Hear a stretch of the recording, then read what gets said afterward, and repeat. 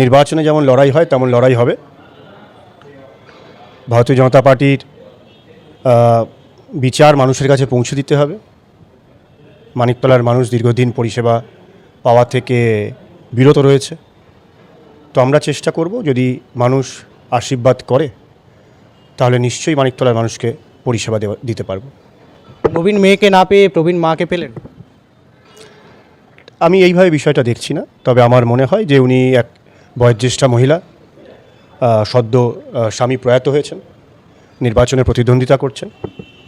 গণতান্ত্রিক উপায়ে নির্বাচন হবে, মানুষ যাকে আশীর্বাদ করবে তিনি বিজয়ী হবেন। তবে এটুকুই আমার প্রার্থনা থাকবে যে নির্বাচন যেন সুষ্ঠু হয়। মা মেয়ে লড়াই, একদিকে মা মেয়ে লড়াই, আরেকদিকে আপনি একা, কতটা শক্ত হতে চলেছে? 2,30,00,000 বেশি মানুষ ভারতীয় জনতা পার্টিকে ভোট দিয়েছে, সুতরাং 2,30,00,000 মানুষ পশ্চিমবাংলায় আছে আমি যে প্রতীকে লড়াই করছি।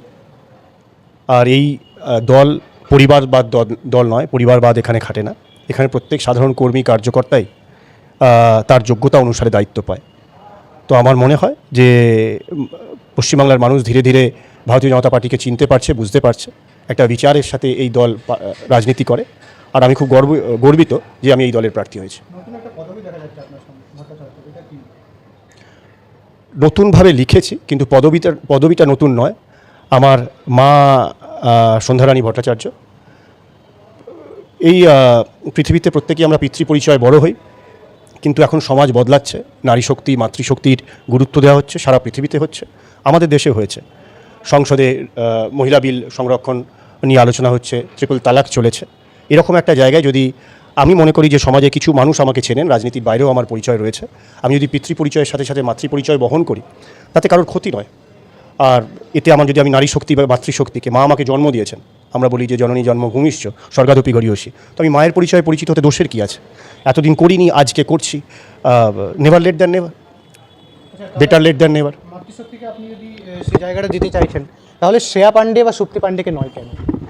আমি তো মাতৃশক্তি বলেই তাদের বিরুদ্ধে কখনো কোনো কুকথা, নিন্দা, সমালোচনা করিনি, আর নাই করব। আমি তো আপনার ইন্টারভিউতে শুরুতেই বলেছি যে আমার প্রতিদ্বন্দ্বী প্রার্থী তিনি বয়োজ্যেষ্ঠা, আমার থেকে বয়সে বড়, সদ্য তিনি স্বামী হারিয়েছেন, তার স্বাভাবিকভাবে একটা পারিবারিক দুঃখ বেদনা রয়েছে, কিন্তু তিনি রাজনীতিতে এসে রাজনীতির টিকিটে লড়াই করছেন এবং রাজনীতির কিছু বাধ্যবাধকতা থাকবে, তাকে কিছু কটু এবং কর্কশ কথা বলতে হবে। কিন্তু মহিলা হিসেবে আমি তার বিরুদ্ধে কোনো কথা বলবো না, কারণ তার বিরুদ্ধে আমার লড়াই নয়। তিনি আমার কোনো শত্রু নন, বরং আমার সহানুভূতি রয়েছে তার স্বামী প্রয়াত হওয়ার কারণে। আমার বিষয় হচ্ছে যে ভারতীয় জনতা পার্টির বিচার মানুষের কাছে পৌঁছানো। মানুষ যদি মনে করেন তাহলে মানুষ বেছে নেবেন তার পছন্দের। মানুষ কিভাবে বাঁচবেন, মানুষ যদি বাঁচার সেই সুযোগটা পান। আমাদের গণতান্ত্রিক ভোটে পশ্চিমবাংলায় দুটো বিষয় খুব গুরুত্বপূর্ণ। একটা হলো মানুষ ভোট দিতে পারেন কিনা, বুথে ছাপ্পা ভোট হয় কিনা। আর মানুষ যদি আপনাকে ভোট না দেন তাহলে আপনি জিতবেন না। তো সেহেতু আমার বিরুদ্ধে যিনি মহিলা প্রার্থী, আমি মহিলাদের সবসময় মাতৃরূপেই দেখেছি, তার বিরুদ্ধে কটু কথা বলার প্রশ্নই নেই। বিশেষ করে এই মহিলার বিরুদ্ধে আরও নয়, কারণ তিনি সদ্য বিধবা হয়েছে। তো কিন্তু ভোট লড়ছি, ভোট লড়ার কিছু বাধ্যবাধকতা রয়েছে। মানুষ যাকে চাইবেন তিনি বিজয়ী হবেন।